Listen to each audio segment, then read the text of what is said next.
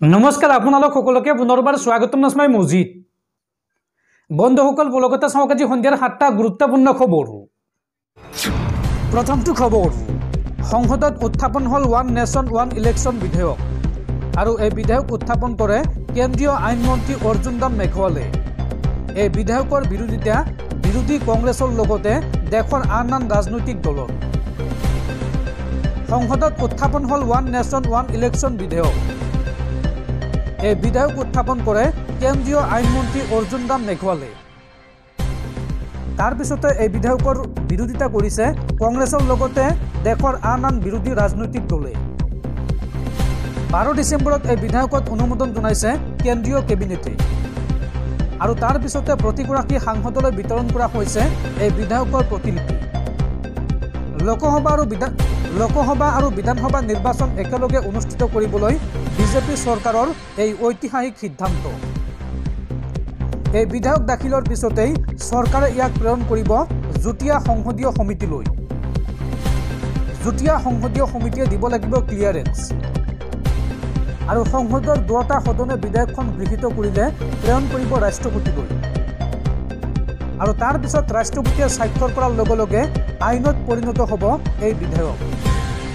আৰু এই বিধেয়কখন আইনত পৰিণত হ'লে 2029 চনৰ ভিতৰত সমগ্ৰ দেশত একেলগে নিৰ্বাচন অনুষ্ঠিত হোৱাৰ সম্ভাৱনা আছে। অৰ্থাৎ লোকসভা নিৰ্বাচন আৰু সকলো ৰাজ্যৰ বিধানসভা নিৰ্বাচন একেলগে অনুষ্ঠিত হ'ব।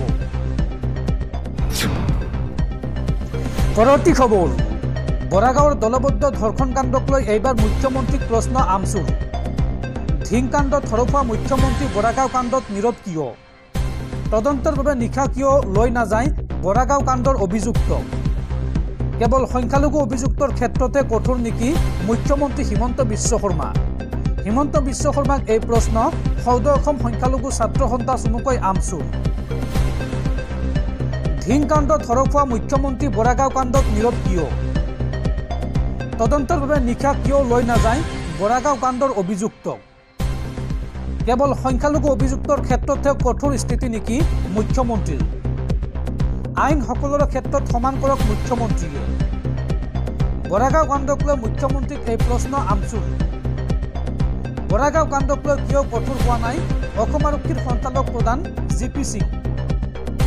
কিয় পুৱতি নিশা 4 বজাত চলোৱা নাই অভিযান? উল্লেখযোগ্য যে গুৱাহাটী মহানগৰীৰ বৰাগাঁৱত সংঘটিত হৈছিল এক জঘন্য কাণ্ড। 9 পাখণ্ডৰ দলবদ্ধ ধৰ্ষণৰ বলি হৈছিল এগৰাকী যুৱতী আৰু ধৰ্ষণ কৰি সামাজিক মাধ্যমত ভাইৰেল কৰিছিল দৃশ্য। আৰু এই কাণ্ডক লৈ ৰাজ্যজুৰি হৈছিল তীব্ৰ প্ৰতিক্ৰিয়াৰ আৰু এই সন্দৰ্ভত মুখ্যমন্ত্ৰীৰ লগতে অসম আৰক্ষীৰ DGP GP সিঙক এইবাৰ প্ৰশ্ন কৰিছে আমচুৰে। পৰৱৰ্তী খবৰ, নতুন বছৰত BSNLৰ নতুন ধামাকা। অতি কম দামতে 1 বছৰৰ বাবে লাভ কৰিব ইণ্টাৰনেট সেৱা আৰু BSNLৰ এই নতুন ৰিচাৰ্জ প্লেন দেখি এতিয়া চিন্তাত পৰিছে এয়াৰটেল, জিঅ', ভোডাফোন আইডিয়া। নতুন বছৰত BSNLৰ নতুন ধামাকা। ভাৰতৰ টেলিকম খণ্ডত আৰম্ভ হ'ব নতুন বিপ্লৱ। মাত্ৰ 1198 টকাতে BSNLে এবছৰৰ বাবে আগবঢ়াব ইণ্টাৰনেট সেৱা আৰু তাৰ পিছত এতিয়া চিন্তাত পৰিছে এয়াৰটেল, জিঅ', ভোডাফোন আইডিয়া। ইতিমধ্যে 1 কোটিৰো অধিক গ্ৰাহকে সিম পৰ্ট কৰিছে BSNLলৈ। মোবাইল টাৱাৰৰ অবিহনে কাম কৰাৰ বাবে পৰীক্ষণ সম্পূৰ্ণ কৰিছে BSNLে।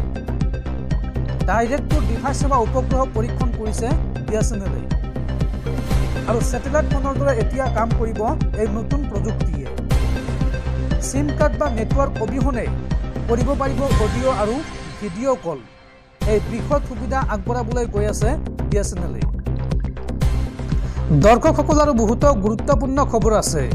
তাৰ আগতে আপোনাক জনাওঁ যে যদি আপুনি এতিয়ালৈকে এইটো ভিডিঅ'ত লাইক কৰা নাই তেন্তে এতিয়াই ভিডিঅ'টোত লাইক কৰি দিয়ক আৰু এনেকুৱা ধৰণৰ ভিডিঅ'সমূহ নিতৌ চাবলৈ চেনেলটো ছাবস্ক্ৰাইব কৰি কাষত থকা বেল আইকনটো প্ৰেছ কৰি ৰাখক।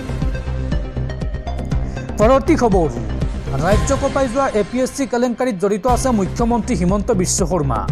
কিন্তু এতিয়া প্ৰাণৰ ভয়ত হিমন্ত বিশ্ব শৰ্মাৰ নাম লোৱা নাই APSC কেলেংকাৰী অন্যতম মূল অভিযুক্ত ৰাকেশ পালে।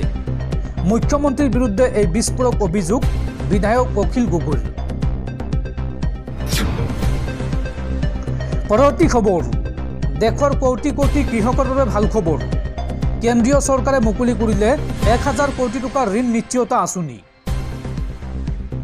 দেশৰ কৃষকসকলৰ বাবে ভাল খবৰ কেন্দ্ৰীয় চৰকাৰে কৃষকৰ বাবে মুকলি কৰিলে ধন 1000 কোটি টকা ঋণ নিশ্চয়তা আঁচনি মুকলি কৰিলে কেন্দ্ৰীয় চৰকাৰে কেন্দ্ৰীয় খাদ্য মন্ত্ৰী প্ৰহ্লাদ যোশীয়ে মুকলি কৰিলে এই আঁচনি WBR পঞ্জীয়নভুক্ত কৃষকে লাভ কৰিব ইয়াৰ সুবিধা কৃষকসকলক লৈ এই বৃহৎ ঘোষণা কৰিছে কেন্দ্ৰীয় চৰকাৰে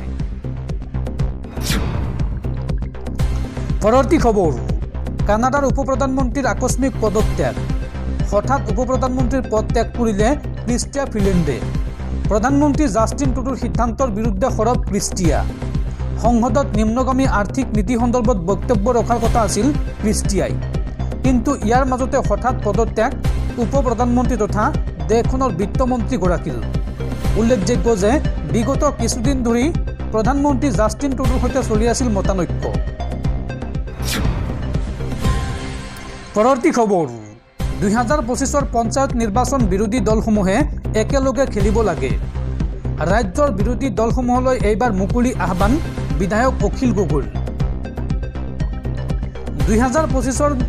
2025 পঞ্চায়ত নিৰ্বাচন বিৰোধী দলসমূহে একেলগে খেলিব লাগে ৰাজ্যৰ বিৰোধী দললৈ এই মুকলি আহ্বান বিধায়ক অখিল গগৈৰ 2026 বিজেপিক প্ৰতিহত কৰিবলৈ ঐক্যবদ্ধ হ'ব লাগে বিৰোধী শিবিৰ এই মন্তব্য বিধায়ক অখিল গগৈৰ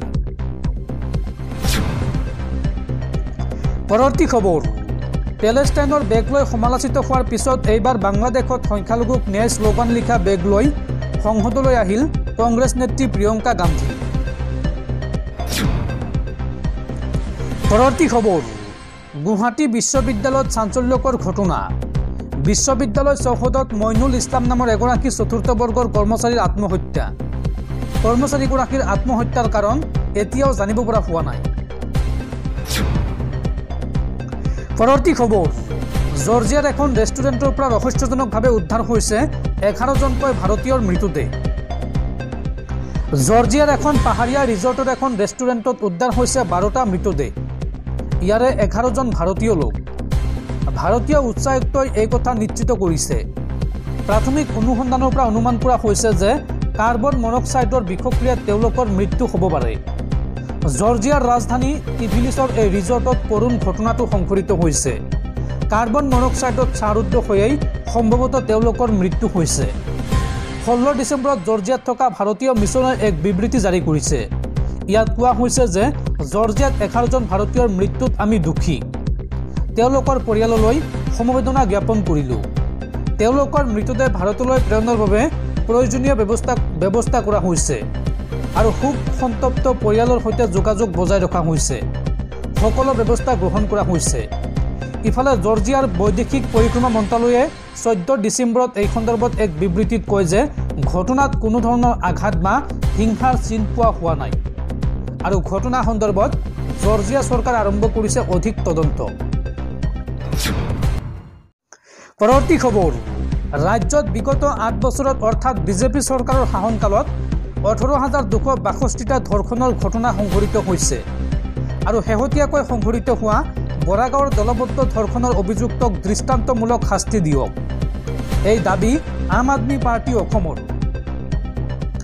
ৰাসৰ সময়ত বৰাগাঁৱৰ দুৰ্গা মন্দিৰত সংঘটিত দলবদ্ধ ধৰ্ষণৰ ঘটনাক লৈ সৰব হ'ল আপৰ ৰাজ্যিক উপ সভাপতি অনুৰূপা ডেকা ৰজা আজি গণেশগুৰিস্থিত আম আদমি পাৰ্টিৰ কাৰ্যালয়ত এই সন্দৰ্ভত আয়োজিত এক সংবাদমেলত দলৰ নেত্ৰীগৰাকীয়ে বলাৎকাৰৰ অভিযুক্তক ফাষ্ট ট্ৰেক আদালতৰ জৰিয়তে ক্ষীপ্ৰতাৰে বিচাৰ প্ৰক্ৰিয়া সম্পন্ন কৰি কঠোৰ শাস্তি বিহিবলৈ দাবী জনায় বৰাগাঁৱৰ দুৰ্গা মন্দিৰত সংঘটিত বলাৎকাৰৰ ঘটনা সন্দৰ্ভত ৰাজ্যৰ দল সংগঠনসমূহৰ নিৰ্লিপ্ততাক লৈও প্ৰশ্ন উত্থাপন কৰে অনুৰূপা ডেকা ৰজাই ৰাজনৈতিক দল আৰু তথাকথিত জাতীয় সংগঠনক সমালোচনা কৰাৰ উপৰিও স্বয়ং মুখ্যমন্ত্ৰী আৰু বিজেপি দলৰ ভূমিকা সন্দৰ্ভত আপৰ নেত্ৰীগৰাকীয়ে কয় যে বৰ্তমানলৈকে শাসনাধিষ্ঠ বিজেপি দল আৰু মুখ্যমন্ত্ৰী হিমন্ত বিশ্ব শৰ্মাই ৰাজধানী মহানগৰীত সংঘটিত এই জঘন্য ঘটনাৰ কোনো প্ৰতিক্ৰিয়া প্ৰকাশ কৰা নাই পূৰ্বে অৰ্ণমাই বৰাৰ ধৰ্ষণ আৰু হত্যা আৰু হিংকাণ্ডক লৈ যি ধৰণে তেওঁলোকে নিজৰ স্থিতি প্ৰকাশ কৰিছিল তেনে কোনো প্ৰতিক্ৰিয়া আমি লক্ষ্য কৰা নাই। ধৰ্মক লৈ ৰাজনীতি কৰা বিজেপি আৰু মুখ্যমন্ত্ৰী হিমন্ত বিশ্ব শৰ্মাৰ শাসনকালত ভগৱানৰ মন্দিৰো কুলসিত হৈছে। লগতে সংবাদমেলত আপৰ উপসভাপতিগৰাকীয়ে অভিযোগ উত্থাপন কৰে যে বিজেপিৰ শাসনকালত অৰ্থাৎ অসমত বিগত 8 বছৰত 18,262টা বলাৎকাৰৰ ঘটনা সংঘটিত হৈছে। 2022 চনত 1,113টা, 2023 চনত 998টা আৰু 2024 চনত 6 শতাধিক বলাৎকাৰৰ ঘটনা সংঘটিত হৈছে। তথ্য অনুসৰি দেশৰ বিজেপি শাসিত ৰাজ্যসমূহত সৰ্বাধিক নাৰীজনিত অপৰাধ সংঘটিত হৈছে। আম আদমি পাৰ্টিয়ে এই জঘন্য পৰিৱেশৰ অৱসান বিচাৰিছোঁ। ধৰ্ষণৰ অভিযুক্ত যি ধৰ্মৰে নহওক কিয় তেনে অপৰাধীৰ কঠোৰতম শাস্তিৰ দাবী কৰিছোঁ। সংবাদমেলত আপৰ নাৰী শক্তিৰ সাধাৰণ সম্পাদক মঞ্জু ডেকা হুছেইন আৰু অলকা ডেকাও উপস্থিত থাকে।